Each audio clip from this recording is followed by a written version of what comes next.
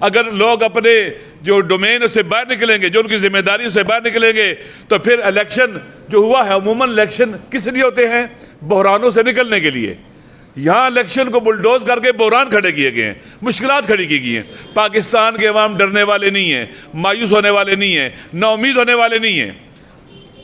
Power politics में पहले भी कहता हूँ, करने वाले इन चीज़ों को नहीं समझ सकते। वो चोरी शुदा मैंडेट को भी लेके फख्र महसूस करते हैं, और बाज़ औक़ात कहते हैं कि धांधली हुई है, वो इसलिए कहते हैं कि उनके हक़ में जो डकैती डाका डलना चाहिए था वो कम डला है, और उनको तकलीफ है कि छोटी डकैती हुई है।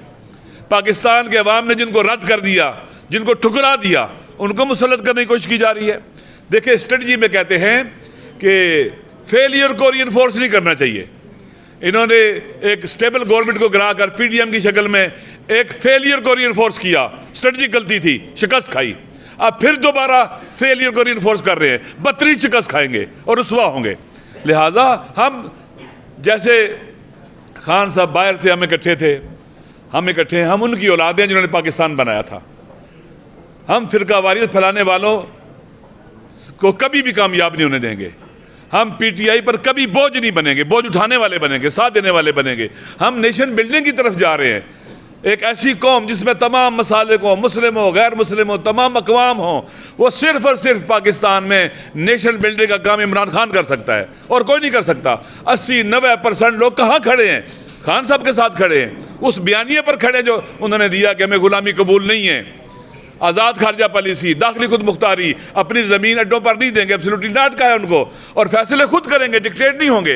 ये वो बयानिया है जो पाकिस्तान के अवाम इसको मानते हैं। ये शरीफ गैरतमंद लोगों का और करीम लोगों का बयानिया है, पाकिस्तान के बेवफा बेटों का बयानिया है।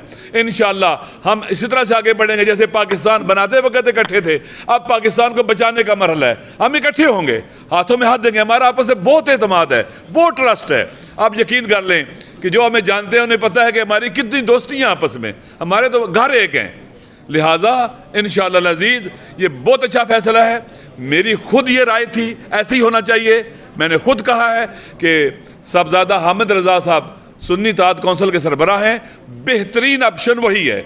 और हम उसमें कि हमें किसी किस्म का कोई क्या उसे कहते हैं कि वो क्या उसे कहते हैं कि तहफ़्फ़ुज़ नहीं है, खुशी है। यकीन कर लें आप, हम एक हैं, ना फर्क हो सकते हैं, हम हैं ही एक।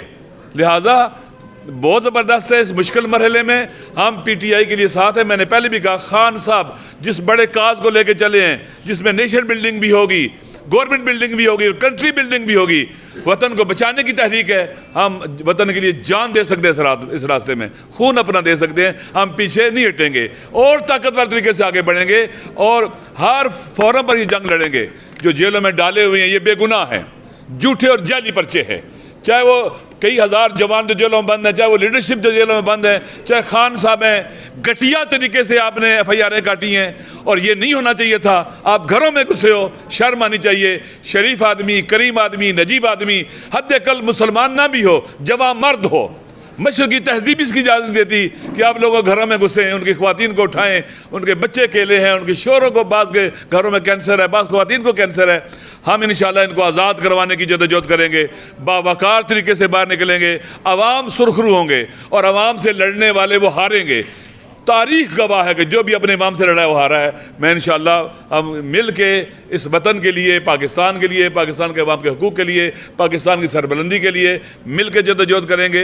इंशाअल्लाह आगे बढ़ेंगे। कश्मीरी ये जान लें, हम उनके हकूक़ के मुदाफ़ी होंगे। पाकिस्तान के हारी, मजदूर, मजलूम जो भी है पाकिस्तान में, जिसको हकूक़ नहीं मिले, हम उनके तर्जुमान होंगे और इंशाअल्लाह अज़ीज़ खूबसूरत पाकिस्तान बनाएंगे। खूबसूरत गुलदस्ता बनेगा मुख्तलिफ़ अक़वाम का, लिसानियात का, मज़ाहिब का और मसाले का इंशाअल्लाह। और फ़कत यहीं ये हो सकता है और कहीं नहीं हो सकता। इंशाअल्लाह पाकिस्तान जीतेगा, पाकिस्तान के अवाम जीतेंगे, हम सब जीतेंगे और वो हारेंगे जो पाकिस्तान को डुबोने वाले हैं, पाकिस्तान की कश्ती में सुराख करने वाले हैं। वो हारेंगे, हार उनका मुकद्दर है, उनके चेहरों पर लिखा हुआ है। 8 फरवरी को भी हारेंगे, आइंदा भी वो हारते रहेंगे इंशाअल्लाह। मैं फिर आप सबको का शुक्रिया अदा करता हूँ, आप तशरीफ़ लाएँ और हम जब तक जिंदा हैं हम खान साहब के साथ हैं इस बयानिए पर। और खुदावंद मुताल का इरशाद है कि इन्नमा युवफ़ा अस्साबिरूना अजरहुम बिगैर हिसाब। खुदावंद मुताल डट जाने वालों को, सब्र करने वालों को जो अजर देगा वो बगैर हिसाब के होगा।